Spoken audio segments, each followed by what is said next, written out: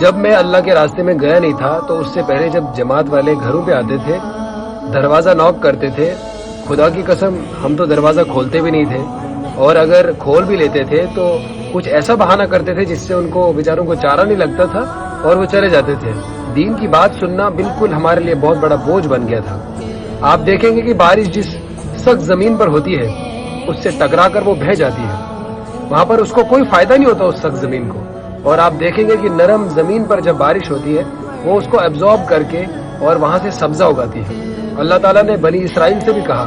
کہ اے بنی اسرائیل، تم نے جو بد اعمالیاں کی ہیں ان کی وجہ سے تمہارے دل سخت ہو گئے ہیں، اس لیے تمہیں اللہ کی باتوں کا اثر نہیں ہو رہا ہے۔ میرے بھائیوں، آج ہم سب کے دل بہت سخت ہو گئے ہیں۔ ہمیں چاہیے کہ ہم اللہ کی بات اور نبی کی بات سنیں، مذاکروں کے ذریعے اپنے دل کو نرم کریں اور اللہ کے حکموں پر آ جائیں، ورنہ یہ سخت دل ہمیں نقصان کے علاوہ اور کچھ نہیں دلا سکتا۔ جب میں اللہ کے راستے میں گیا نہیں تھا تو اس سے پہلے جب جماعت والے گھروں پہ آتے تھے، دروازہ نوک کرتے تھے، خدا کی قسم ہم تو دروازہ کھولتے بھی نہیں تھے،